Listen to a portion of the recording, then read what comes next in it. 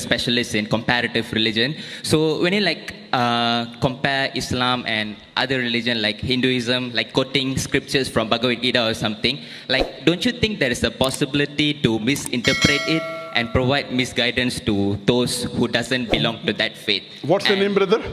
Pardon? Your name? Shashi Varman. Okay. And if it is proven that there is a misinterpretation in your speech, does that mean that you failed to carry out your duty as a Muslim professional? The brother asked a very good question, a very relevant question to the topic. I'd like to thank him. His question is that I am a specialist of comparative religion. I prefer calling myself a student of comparative religion. And when I quote scriptures of other religion, like whether it be the Bhagavad Gita, whether Veda, whether Bible, and if I misinterpret that scripture, then isn't it wrong as a Muslim? Totally wrong. I agree with you. That's the reason after every lecture of mine, we have question answer session. Most of the religious speaker, whether it be Hindu, whether it be Christian, whether it be Muslim, most of them, majority, more than 90%, after this speech, they have no question answer session. Sheikh Didat was the first one who started, and now, mashallah, many of us, after every lecture, we have a question answer session. Why? So that if you disagree with us, you are open to ask the question. In the question answer time, if any speaker, including myself, if the questioner proves that my interpretation is wrong, if they prove to me, first I will say, I am sorry, I will take it back. If I make a mistake, as a Muslim, compulsory, I would apologize. I would first say, I'm sorry, I misunderstood your scripture. Inshallah, in future, I will not quote it. Never in my life of 25 years of dawah, more than has a single questioner, mashallah, I can make mistakes. I'm a human being. I'm not perfect. No human being is perfect. Not a single questioner ever quoted me anything and proved me wrong. Alhamdulillah. I can be wrong. I can be wrong. Therefore, we say, ask the question. If he poses a question to me, I will counter quote him and give him the quotation from his scholars. I will quote. What does Swami Vivekananda say? I will quote. So it is intellectual. That is the reason what we say, let's come for a debate. Friendly debate, no problem. But I'll only debate with someone who has some standing, not with every Tom, Dick and Harry. You understand? You know, if I can get 1 million people for my talk, largest gathering, even if we get 2%, 20,000, I will debate you. Any Tom, Dick and Harry, I cannot.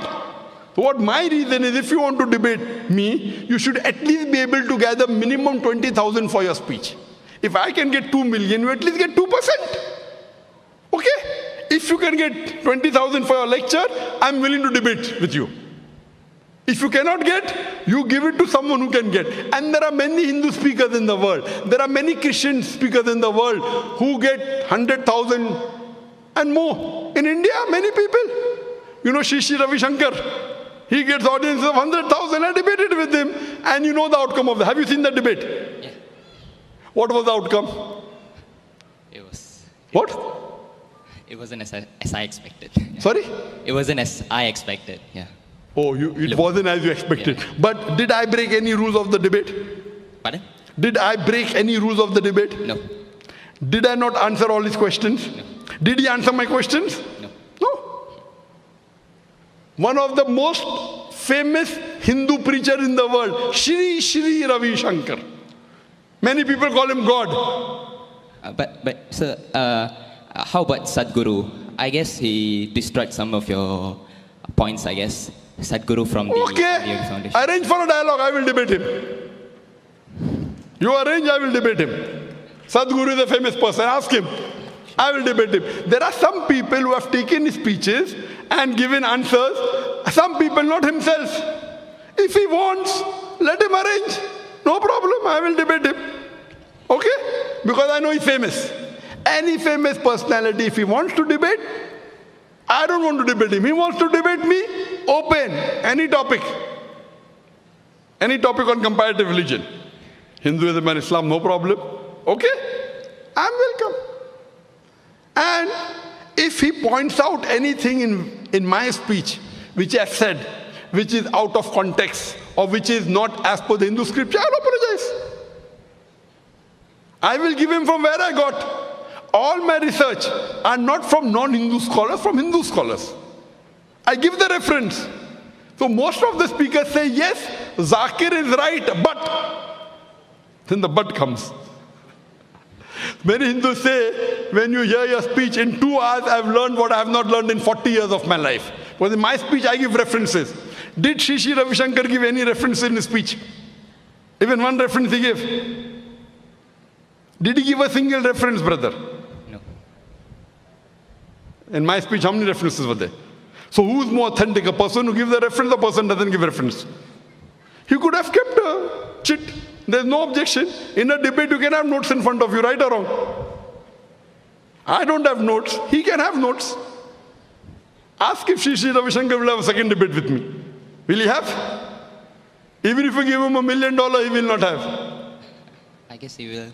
But if he doesn't debate you, I'm sure one day I will. Yeah. Most welcome. The day you can get 20,000 people for your audience, I will debate you. Cool. Now what you can do, question answer. Did I answer your question or not? Yeah, you did. Thank you. Very satisfactorily? Yes. I'm very happy. Thank you for accepting it. And may Allah guide you. And I'll pray for you that you come to the truth, brother. Thank you. Thank you very much. Yes, you're most welcome.